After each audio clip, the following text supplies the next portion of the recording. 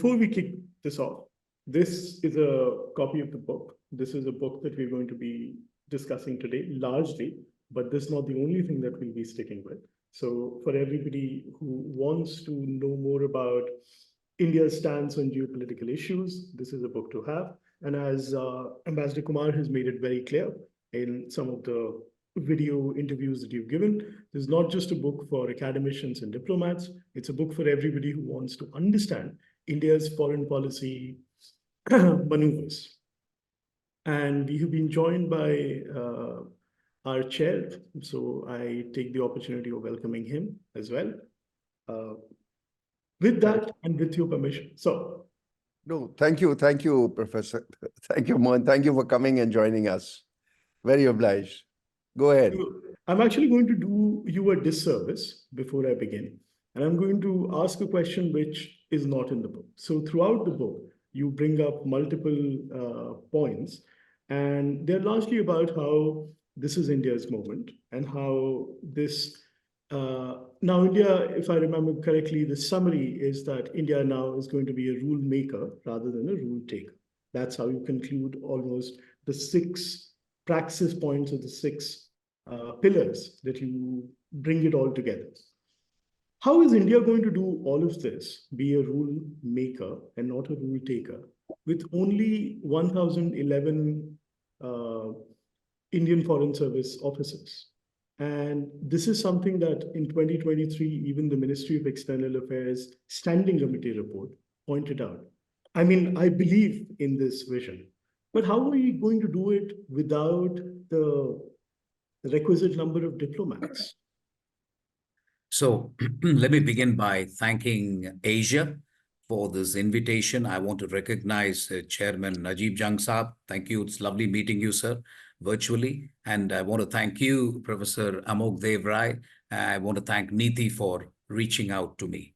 My book actually talks about a geopolitical sweet spot in which India finds itself. But I'm under no illusion that we can be a rule shaper starting tomorrow. In fact, my central thesis is that the transition of India from a rule taker to a rule shaper has just begun. And I make the point again and again in my book that despite being in a geopolitical sweet spot, if you don't make it to 10 trillion GDP, I make the point that the present GDP is grossly insufficient for a country of 1.4 billion. I also make an additional point which has to do with inclusive economic growth. So you cannot have 500 million people who are poor, and that is the number I come up with. And if people are interested, we can talk about that. You cannot have 500 million people who are poor and then make it to a leading power. So that figure needs to be brought down, not to 0, at least not in my lifetime, but it has to be brought down to 100 or 150 million. I want to now address the question that you posed about the lack of numbers in the Indian Foreign Service. And I think reams and reams of papers, we've got committee reports and so on. There are structural issues with regard to both the Indian Administrative Service and the Indian Foreign Service, Professor, that are very difficult to overcome.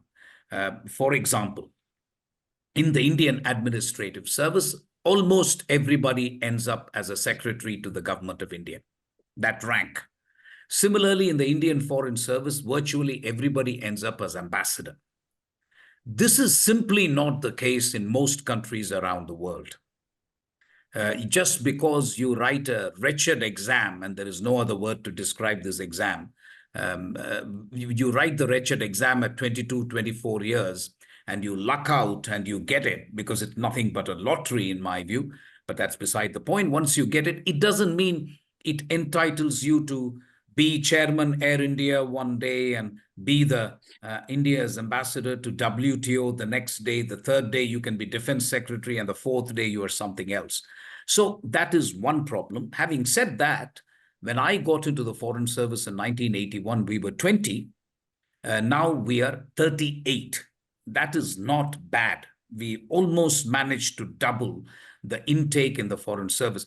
I think where I think India needs to leverage the expertise is that if I am doing environment or climate change negotiations, I need to rely not just on the government, but also on Center for Earth, Sunita Narayan, or Arunabha Ghosh, Council for Water, and so on. So the government needs to become much more open to expertise and knowledge which is present outside the government. If that can be done, then I think to a great extent, the numbers problem that you talk about can be overcome.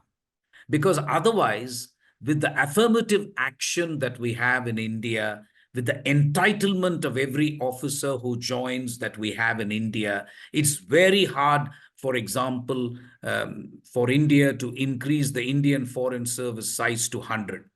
And you'll have to increase the Indian administrative service.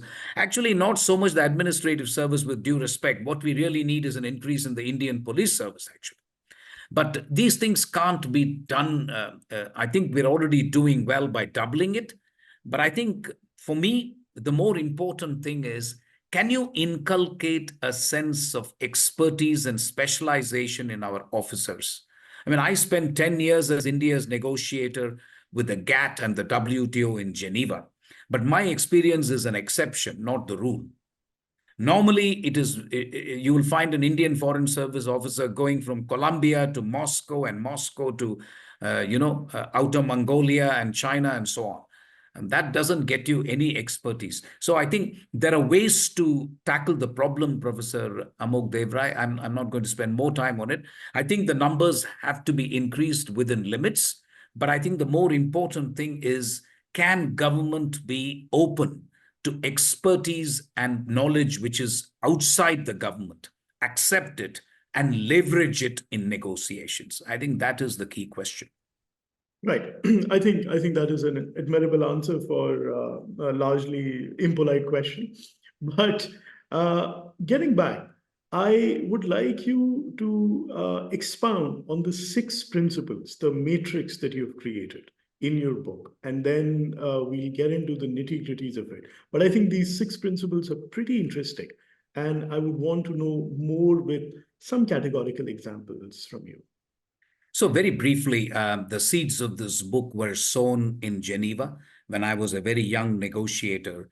And after a particularly divisive meeting on intellectual property rights, where America and India found themselves on opposite ends of the spectrum, the American negotiator, whom I knew well, walked up to me and said, "Where do you train Indian Foreign Service officers?" So I told him there is a Foreign Service Institute in Delhi which trains. I said, "Why do you ask?" He said, "It appears to me that you guys are trained in particular to say no in 50 different ways to the same proposal." So I laughed, and it was supposed to be a joke. And then another occasion where in Doha in 2001, Mursoli Maran, the late minister, sent me to kind of negotiate with ministers and others. And again, the same result. Countries of the global south came up to me and said, "Why is India being so difficult?" So my book is an attempted answer to this question, to this perception that we are difficult. And I will now turn to the 6, shall we say, drivers or criteria, as you said. So the first criteria, I'm very proud, by the way, that I've designed this framework for good or worse, but the fact is nobody has done it before. The first one, I call it the Gandhi litmus test, but my words are poverty veto. In every single negotiation in the WTO, I had to keep in mind the 500 million people who are poor in India, who have no comprehensive social safety net.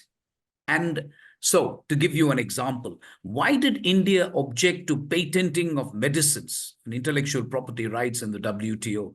The simple truth is, some of the costs of medicine in India are the cheapest in the world. I mean, there is nowhere in the world. I've traveled 78 countries, I can tell you. One of my favorite anecdotes is that I go to Geneva as a bachelor. First time I'm setting foot outside the country, I walk into a pharmacy and ask them, I want 1 tablet of paracetamol. She looked at me like I've come from Mars or Venus. She said, 1 tablet? I said, yes, 1 tablet. She said, we give you 24, take it or leave it. But I said, I get a headache only twice a year. Why would I want 24 tablets? That is the difference between India and other countries. You can get 1 tablet here even now. You can't in many countries. And that is, of course, by the drug majors and so on. I don't want to get into it. The poverty veto, therefore, is this. The government of India cannot accept a negotiating outcome which will leave this 500 million people worse off than before. You may not be able to improve their lot, and even that would be unforgivable, but fine, you can live with it. But there is no way the government of the day can accept an international negotiating outcome that will leave the 500 million people considerably worse than before. So that is the poverty veto. The second is policy space. And policy space essentially refers to the tremendous flexibility that India needs in undertaking its international commitments. No other country requires this kind of policy space. We asked for 10 years from the WTO to implement our commitments in intellectual property rights. Why do you think India has proposed a net zero in climate change negotiations of 2070 and not 2040 or 2050? Policy space. If America is going to achieve net zero by 2050, India needs 2070. It's simple. We need much more policy space. So that's the second factor. The third factor is geopolitical imperatives. And I demonstrate in my book that there was only 1 country standing in the Uruguay round, the last country standing, and that was India, in intellectual property rights. And the Americans just knocked us on our head and said, you jolly well get in. And we got in. Now, that is geopolitical imperative, brute geopolitical imperative. Bill Clinton calling Atalji and telling him, listen, you can't block the entry into force of the WTO. How can India do this? So we did what we did. And they use Special 301 and other things that we can go into if you have the time. So that is a geopolitical imperative. Domestic politics. What was the first thing that opposition politicians wanted when the Ukraine war broke out? The only thing they wanted was bring back the 20,000 students alive. Nobody ever said, is India on the right side of history, wrong side of history? Are you taking the right position? Are you going to buy oil? No. The only thing that the opposition parties were bothered about, bring the 20,000 students back. So that is domestic politics. And I can give you another instance of domestic politics. There used to be a GATT Director General by the name of Arthur Dunkel. And he came up with a text which he called DDT, Draft Dunkel Text. In India, DDT is a toxic substance that people use in agriculture. So his effigies were burnt in India. That is the extent to which domestic politics affects government of India in negotiations. Then I talk of commitment to multilateralism and commitment to principles. And yes, there are occasions when India demonstrates a commitment to multilateralism because it was India's considered view that we have a better chance of defending our interest in a multilateral forum rather than bilaterally with the United States and EU. It is interesting to know that that view is changing. And it's changing because India has been prevented entry in the UN Security Council. We find multilateralism has taken a beating. So India has no choice now but to kind of use plurilateral fora like the Quadrilateral Security Dialogue or FTAs to advance its interest. Lastly, I talk of realpolitik. And let's be very clear, in the Ukraine conflict, the External Affairs Minister was very clear. We have to buy Russian oil. Otherwise, the oil prices would have gone through the roof. Similarly, Russia is a valued defense partner of India. Everybody knows that. And that is the only reason why we did not condemn Russia for the Ukraine invasion. Instead, we kind of said it is a violation of sovereignty, it is a violation of the UN Charter, but we never called out Russia. So I will stop here. These are the 6 criteria. I think what is interesting is I thought it would apply easily to the WTO and climate change, which it did. What surprised me was that it also applies to Ukraine, issues like Ukraine. So I would like to believe that the framework that I have designed is actually applicable to any Indian foreign policy decision. I'm not arguing all 6 drivers or criteria will have the same value in all cases, but I think if you form a matrix, you will get a good idea about what is driving these negotiations. And since diplomacy is fundamentally about negotiations, I'd like to characterize my book as a book that attempts to decode the negotiating mantra of India. That's the way I'd like to characterize my book. Right. That's one of the fascinating things about reading the book. There are multiple instances. There's one large elephant in the room. Let me address that first and foremost. It's China. Because you categorically, when you're concluding the book in the second last chapter, you're constantly referring to the fact that India's strategic ploy is to keep Russia from becoming a junior partner in the greater Sino enterprise. That is a valid point. However, if you look at assessments coming from across the world, and if you look at the sentiments in Russia itself, I think Russia and China have a greater, to use one of your pillars, a greater policy space amongst themselves than they do right now with us. And how would you characterize a Russian-Chinese closeness? Because this is something that has really accentuated in the last 5 years. And second, how do you see India and China? I'm not talking about the June 2020 post-Galvan crisis, but I'm also talking about the nature of brinkmanship that both of these countries are currently employing. Both of them aspire to be the voice of the global South.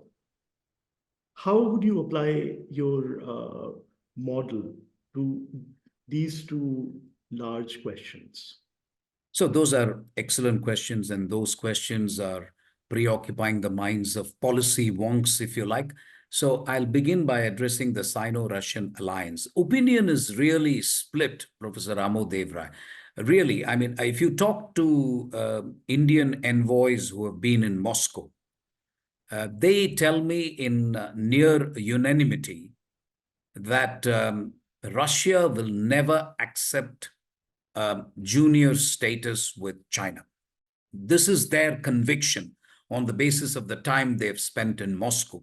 My view, as a non-expert on Russia and China, full disclosure, my view is that I think Russia is already a junior partner to China. It's true that Russia is smarting. It's true that Russia is not comfortable, but frankly, Russia at this point has no choice in the matter. Now, you are absolutely right. All along, I make the point that one of the arguments we used with our Western interlocutors when they put a lot of pressure on India saying we must condemn Russia for the invasion of Ukraine, we tell them that, listen, don't make us forego the little leverage that we have in making sure that Russia doesn't go into a tight embrace of China. That this is little leverage that we have.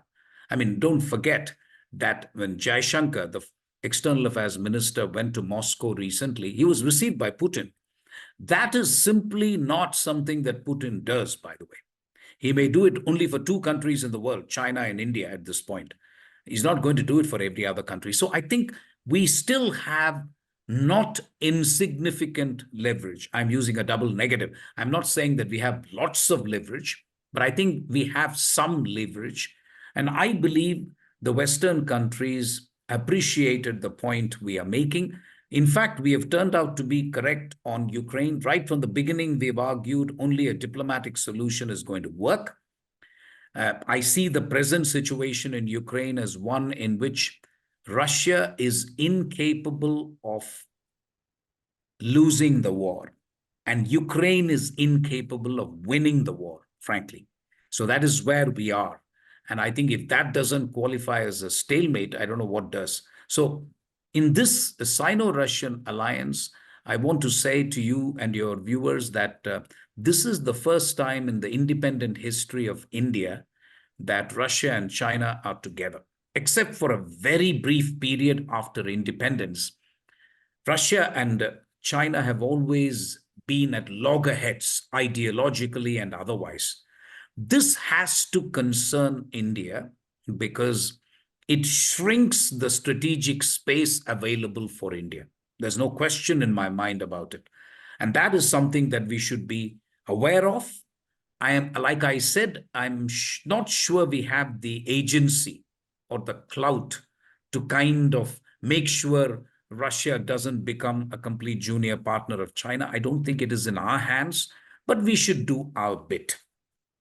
As for India's relationship with China, I make one point in the book which is not often made or not often appreciated, which is that in both WTO and climate change negotiations, we allowed China to hide behind India.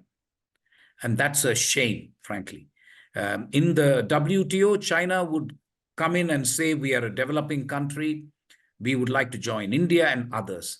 Now, frankly, it's patently absurd that a country whose GDP is close to 20 trillion on a purchasing power parity basis argues that it is a developing country. China is not a developing country. It used to be a developing country, but it is not. So India found it very difficult, given the friendly relations between China and India at the time. We did not contest that. I regret that. I wish we had contested. Now we do in the WTO. In climate change, it was the basic coalition. I think you must have heard of it. You know, they've got Brazil, South Africa, India, and China.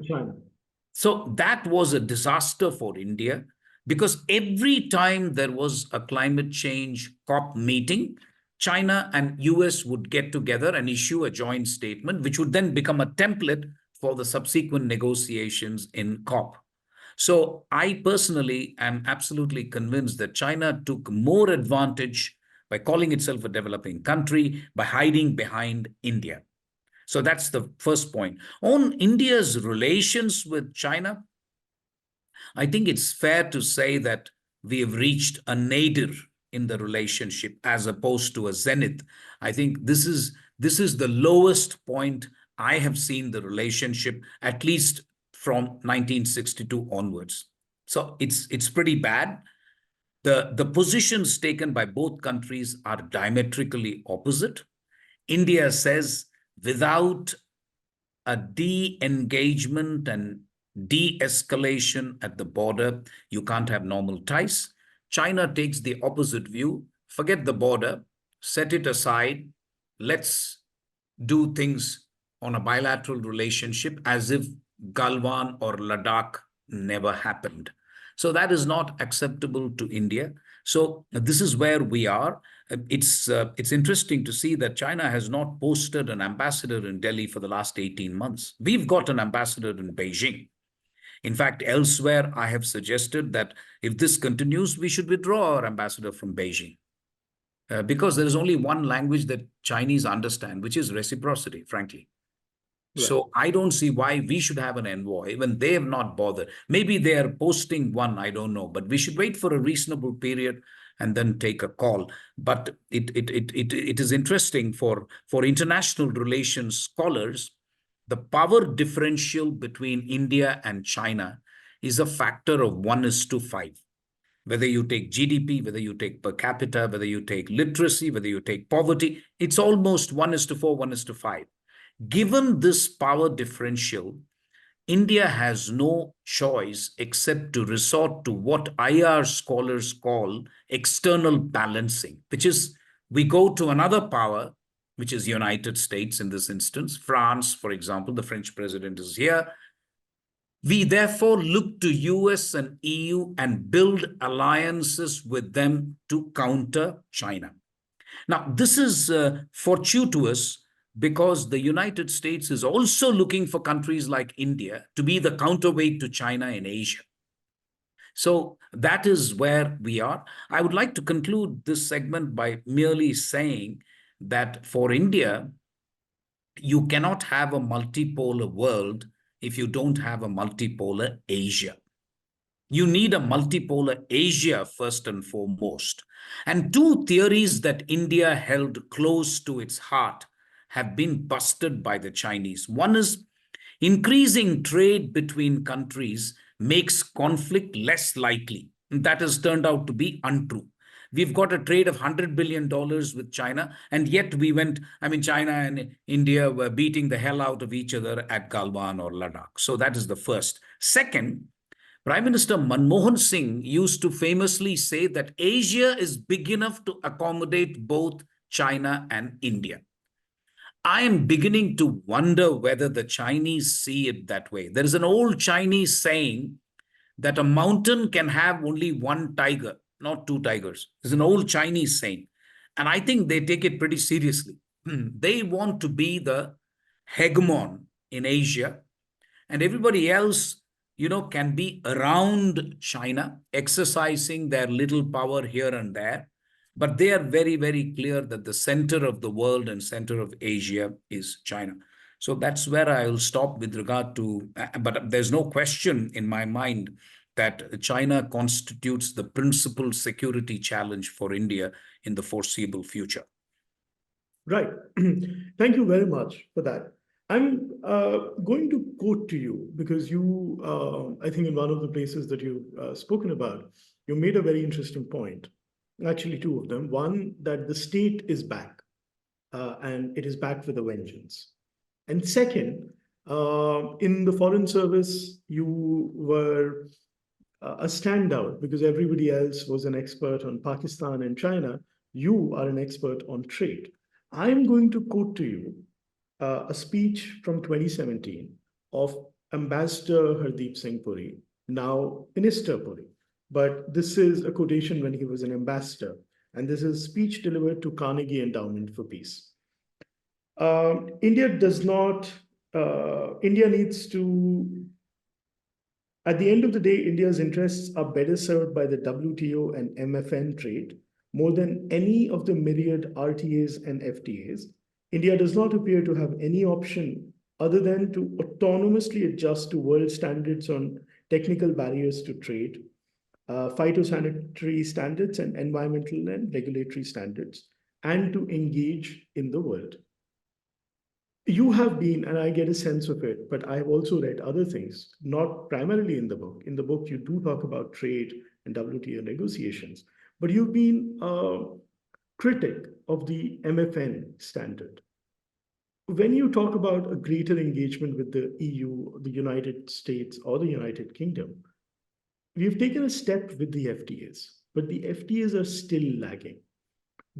Do you see the length of time that we have before age catches up with us? So as a trade negotiator, having spent 10 years on the WTO, what does India as the principal economic driver of the world now needs to do to kickstart the stuck in the sand Doha negotiations? I think it's been over 20 years. What's your take on that? I'm very excited about it from the book's point of view as well. So I have to say, the 2017 speech, I was there. So I'm acutely aware of what Minister Hardeep Puri said at the time. Things have changed.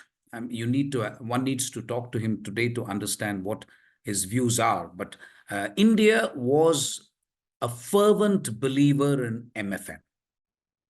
There were very few of us who were believers in MFN, but India was one of them. But I think the WTO made a huge mistake, in my view, by blessing all sorts of FTAs. So would you believe it? There are about 350 odd free trade agreements in the world, and the WTO has not rejected even one of them. It has blessed all of them. So as this happened, the multilateral trading system weakened considerably. And then we had the sorry spectacle of Doha negotiating round not taking off at all. And that was the round which was supposed to be of some importance for India. I was in Doha as India's negotiator. We put in that sentence saying that development will be center stage in all trade negotiations. In fact, I have argued more recently that the WTO must launch an SDG round of negotiations. That's the only thing which can win back the confidence of developing countries. But the WTO, for your viewers, I want to say has three functions. One is a negotiating function. The second is a dispute settlement function. The third is a trade monitoring function. Unfortunately, all three are dead. There has been no multilateral agreement apart from fishery subsidies, which is not even complete yet after the entry into force of the WTO.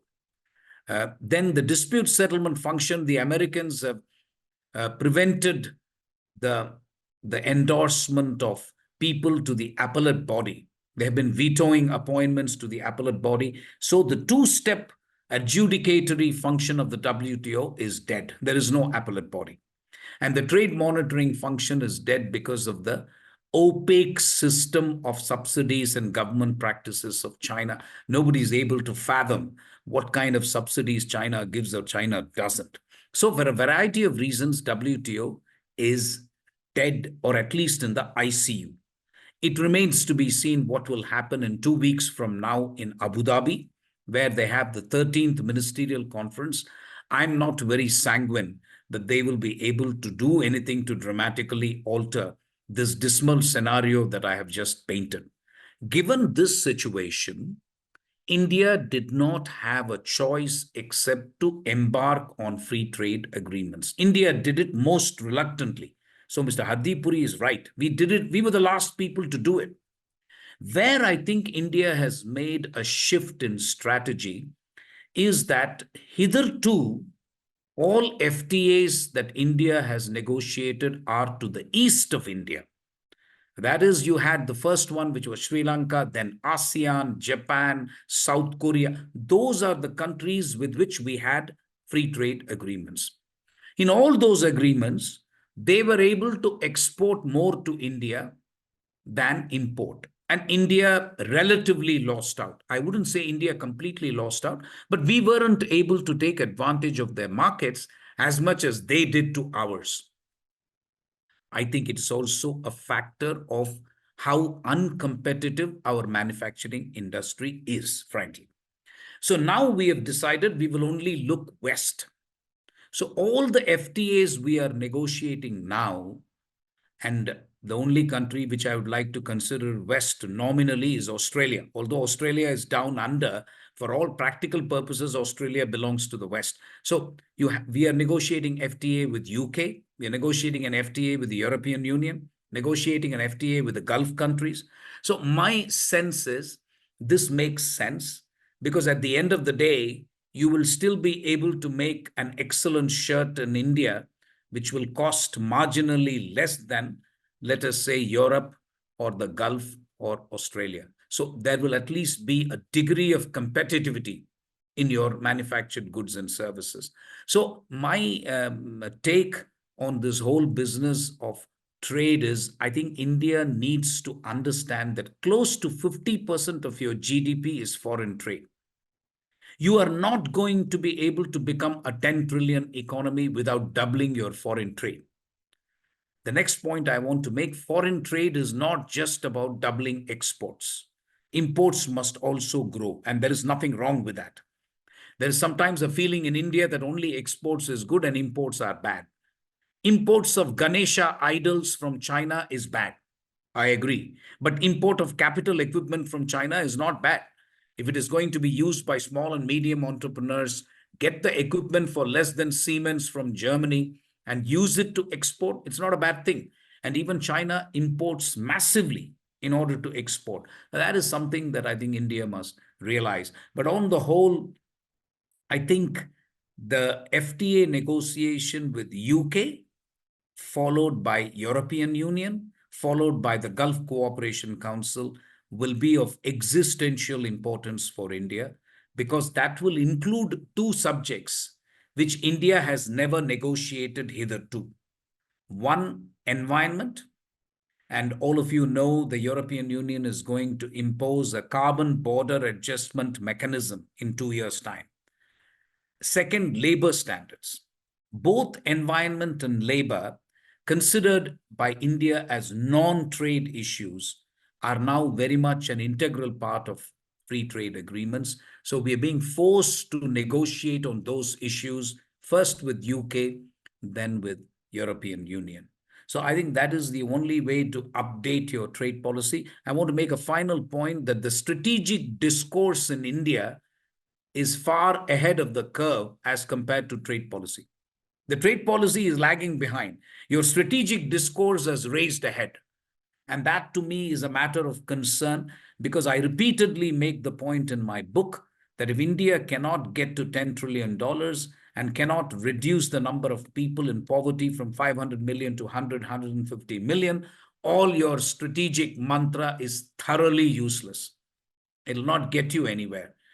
I mean, look at the amount of money you need for your neighborhood policy. In Maldives, we have earmarked $500 billion. Today, Maldives is pro-China. That's a different thing. But we have earmarked $500 billion.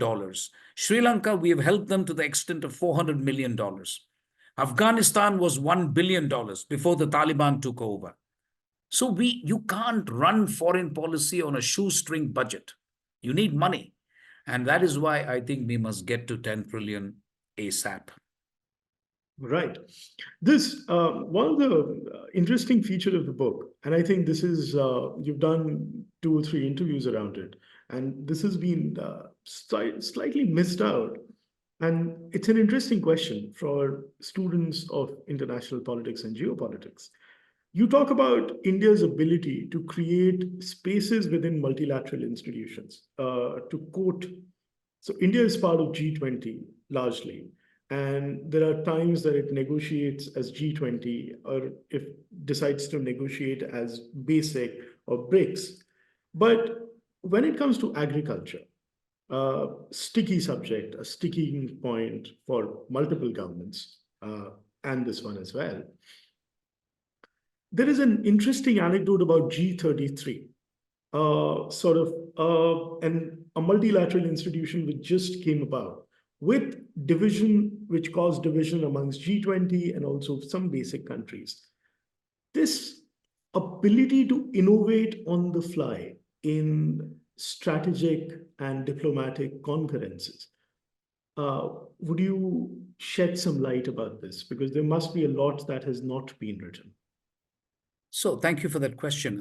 Agriculture is one issue, and I used to tell my colleagues in the WTO that if India ever walked out of WTO, it will not be on issues like intellectual property rights, industrial policy, subsidies, and so on. It will be agriculture.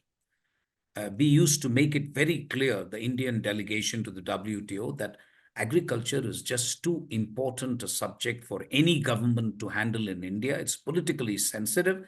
And the recent farm bills, which were eminently sensible, you know what happened to it. So let's not go down that road.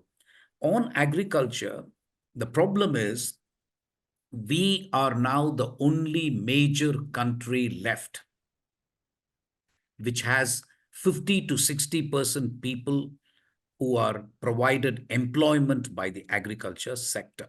Almost no other country comes anywhere close to it. You can maybe think of 1 or 2 African countries, but among major countries, India, which means what? We haven't been able to move the people who are employed in agriculture to industries like Nike shoes and travel and luggage and textiles and garments. This is what typically countries did in ASEAN and elsewhere. You move farm labor. Obviously, you can't move farm labor to call centers. and to become computer engineers. But you can move them by training to make them do things like sports equipment, travel equipment, luggage, garments, textiles. We haven't been able to do it. Manufacturing still constitutes only 15% of GDP, 1.5. That is grossly insufficient for a country like India. We've been arguing for years that it should be 25, but we haven't been able to do it. This poses a very, very sui generis problem for India. Sui generis is a Latin term which means very unique or very special. India is very, very sui generis. So it is true that the agriculture agreement of the Uruguay round was inherently unfair. It blessed all the developed countries and said, you can subsidize what you want, but it told India, you can't subsidize more than 10%. We agreed to the 10% rule of subsidies, and I want to explain this if you were interested. In every commodity like rice, sugar, or wheat, the WTO agricultural agreement that we accepted in Uruguay round, it says your subsidies cannot exceed 10% of the value of production. When we accepted this 10% limit, India was a food deficit country. And I remember asking innocently to one of my IAS colleagues, I said, what happens if we exceed 10%? All of them in unison said, no, that will never happen. Not in the near future. I don't blame them for saying that. It didn't seem like that in 1986.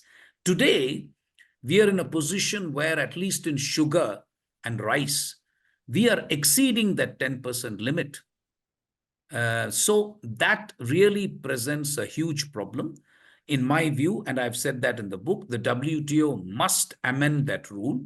There is a very burning issue, which is called the public stockholding issue in the WTO today, where we are arguing, India and some African countries, that you cannot penalize India for procuring grains from farmers at a cost higher than the international market price. This is what we are doing. And that is unacceptable for WTO agriculture agreement. But we are saying you have to make an exception because at least India during COVID did not go with a begging bowl to any other country and say we are not able to feed ourselves.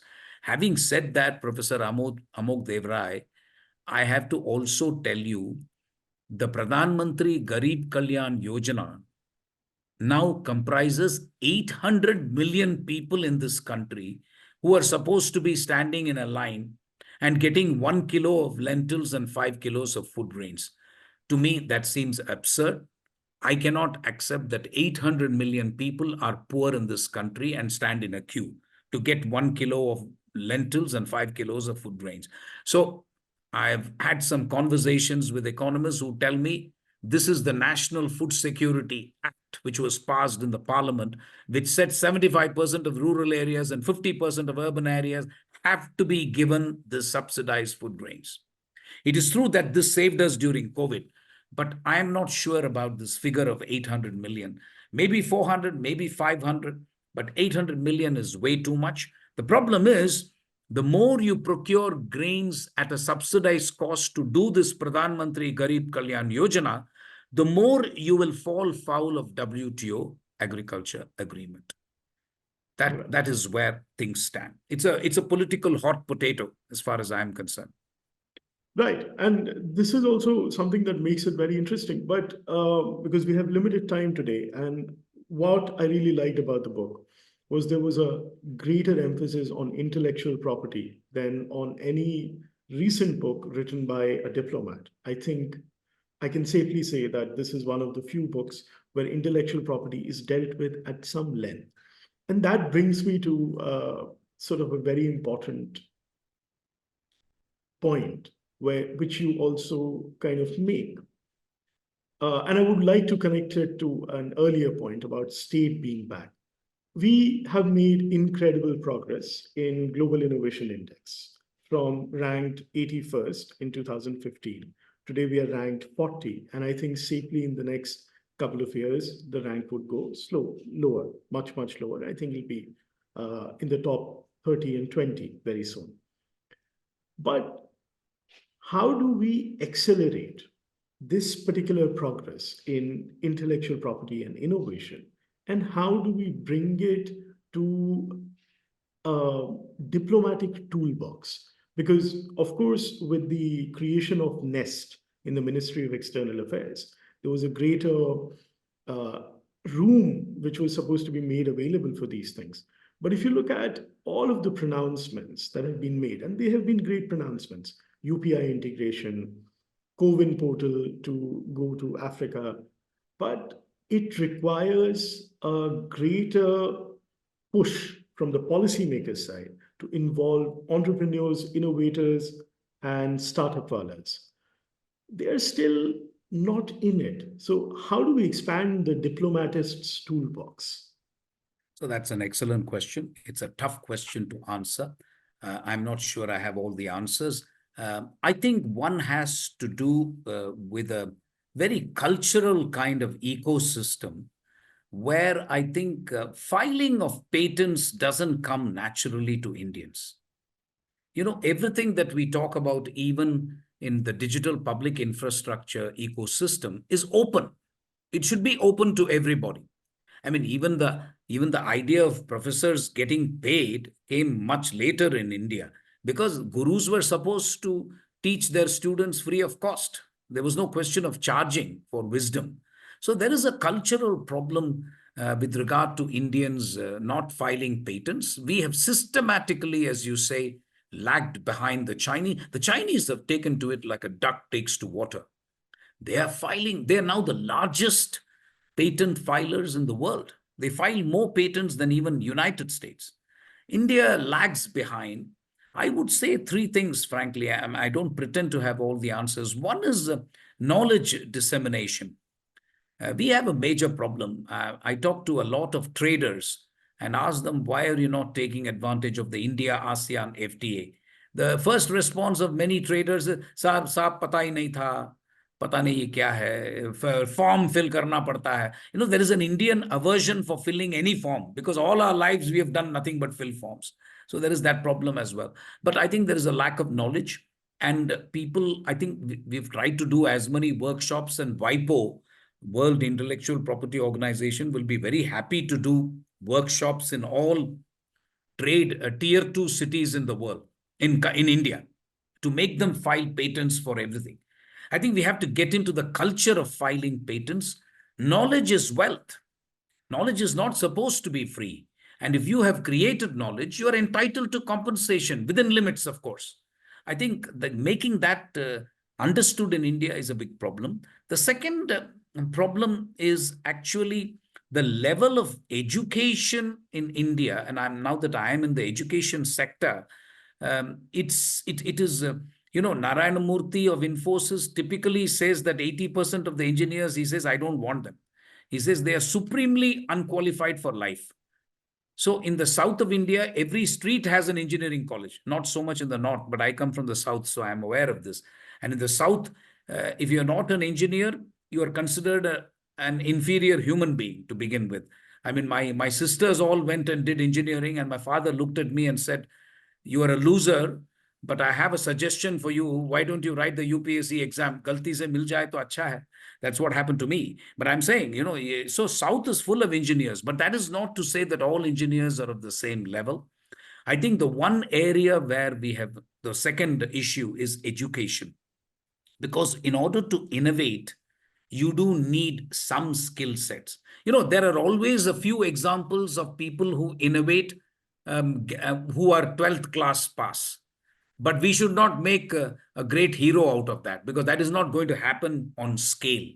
On scale in India, I think it is the quality of education. And the quality of education in India, by the way, is not a problem for students and not an issue with regard to infrastructure. I've now seen enough universities, including my own university, which is state of the art, fantastic. The problem is faculty.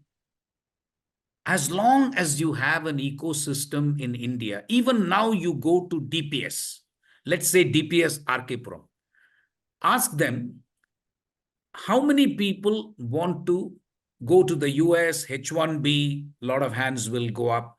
then engineers, doctors, then UPSC, lot of hands. Then you say, how many of you want to be a professor?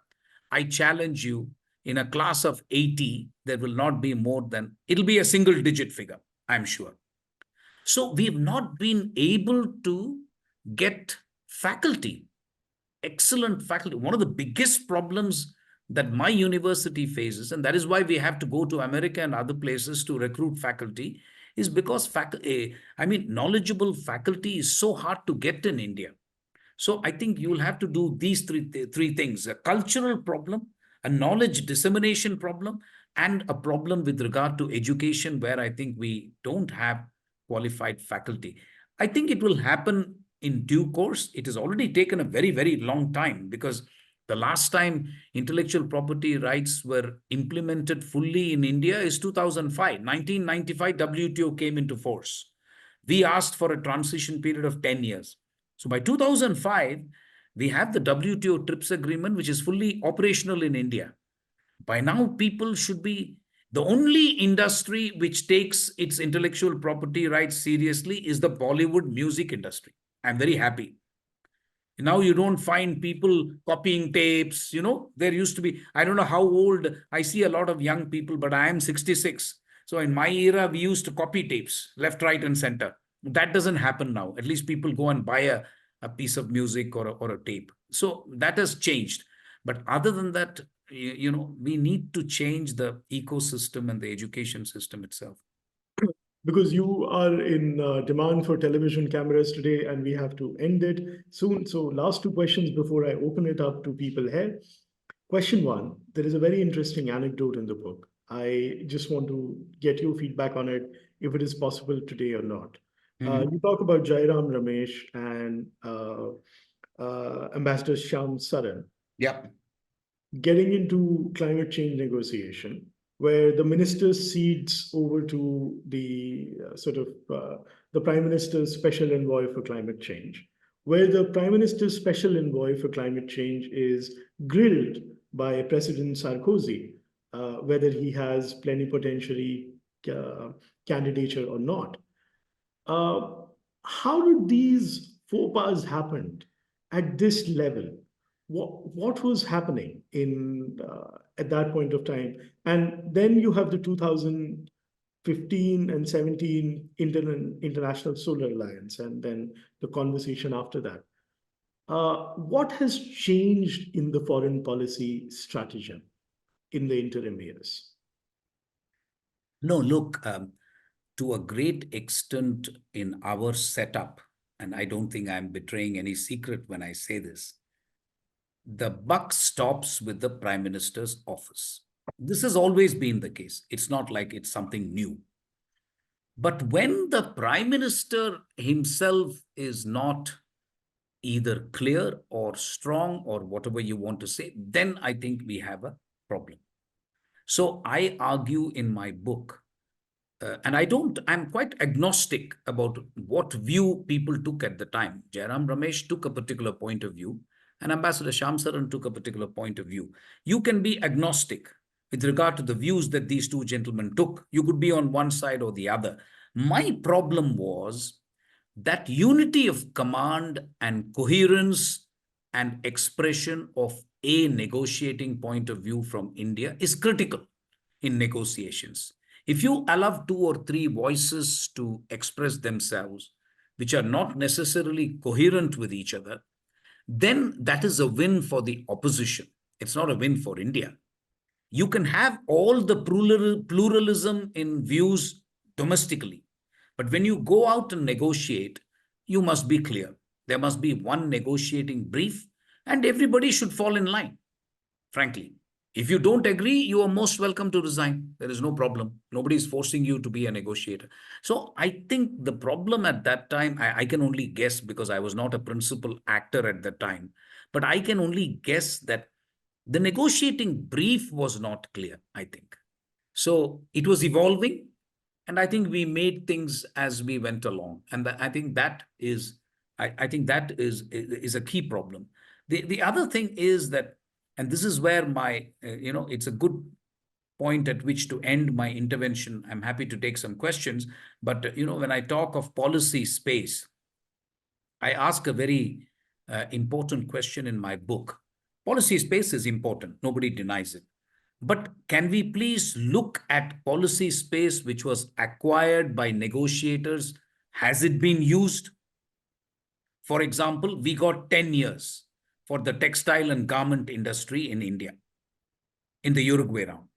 Those 10 years, I would argue, were completely wasted. Our garment industry did not modernize. It should have invested in technology. It should have invested in proper skilling of labor. Today, we are not competing with China. We are competing with Bangladesh and Vietnam and Sri Lanka. How did those countries make use of the 10-year period? They also got policy space of 10 years. We also got policy space of 10 years. But they are able to do things which we aren't. If I ask you, you will give me 10 reasons why India cannot do it in 10 years. You will say we are big. We've got a federal system, center state problem. The world is frankly not interested in these arguments. This is what I want to bluntly tell your audience. The world is not interested in understanding why India is sui generis. And the world cannot make a separate multilateral agreement for India. We have to understand that. How do you expect? You have to make a multilateral agreement for 194 countries in the world. Every time you want them to accept that India is sui generis, very special, so we should give more time, we should cut slack to India, we should give them more flexibility. Not going to happen.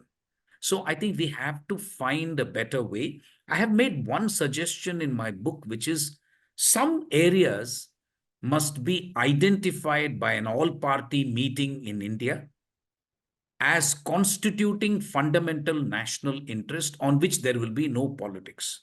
For example, defense, territorial integrity, economic reforms. I think economic reforms are so important that an all-party consensus must be constituted to say that agriculture reforms, we will not play politics. Whereas that is exactly what happened when the farm bills were introduced, a clear case of politicization of agricultural reforms. But the country can't afford it, is what I'm saying. So we need some political consensus that while you can argue about why the Ram Mandir was not fully constituted, some of it was finished and so on. All those things are internal, with due respect. But things like agricultural reforms, GST, opening up of the economy, defense acquisition, relationship with important countries, these things cannot be a factor of domestic politics. We should not. We should be able to understand that they really constitute the core national interest. Thank you. Last question before I open it up and before you leave. Your book is titled India's Moment. We are living through an age of polycrisis. The next 25 years, the Prime Minister has given a vision for 2047. What do you see as the pinnacle of India's moment 22 years down the road? Oh, I'm super clear about this. There is only one thing that interests me, and that is a substantial reduction of the 500 million figure, poverty figure, to something like 100 million. It can never be zero in India. It's very tough. But if we can achieve something like 10% of the population being in poverty, and when I say poverty, I like the concept of multidimensional poverty index created by the Niti Aayog, but I am keen on income poverty also. You can't have a situation where you have provided through Swachh Bharat a toilet facility, and you may have provided electricity, but if that guy doesn't have anything to eat, then that doesn't make sense. So income poverty is important as well. But if that figure can be brought down to 100 million in India, then I see a developed India. Because if you bring it to 100 million, automatically, if I'm arguing 10 trillion, and I'm hoping the population will peak at some point, right now we are bulging, but it'll peak at some point, then the per capita income will get you closer to the $10,000 mark. It won't be 10,000. It'll be a little less, but that is something I can live with. But as long as we have stubborn poverty in India of 500 million or so, then I think it's very hard for India to kind of be a leading power. And that should be the real target. I think when we say Viksit Bharat 2047, Amrit Kal and all that, I think that is the key thing. Now, how can you do this? I've given some proposals in the book. Obviously, you'll have to give them gainful employment. And that gainful employment is possible only in manufacturing. I've already said you can't convert them to computer engineers overnight. So either do that. There is another thing that I must tell all of you. We in the foreign policy establishment take immigration possibilities also very seriously. We are signing migration mobility partnership agreements with a number of countries. I'm not very happy to hear this when I ask my class, how many of you want to go abroad? About 60 to 70% of them say, these are undergraduates. They say, we want to go abroad. So I hope they will come back to India, but as long as they want to go abroad, we have to respect that. And I think the government is doing everything possible to provide legal avenues for immigration for our people. And that is as it should be. But for the others, I think providing them with gainful employment is the answer. Thank you very much for doing it. Your dissertation, Theospo, which was confused and handwritten, I believe, 500 pages. Thank you. I'm very fond of, I used to go to a convent for education, and the nuns in the convent would rap me on the knuckles if I did not write properly. So I'm very fond of writing. So I used good stationery. I used my Mont Blanc pen to write 750 pages of my PhD. I'm very proud of that. My PA was absolutely delighted. He said, "Sir, aap likh ke de dijiye, I'll just type it. No problem." So that's how it happened. Thank you so much. It was a pleasure. Thank you. Bye.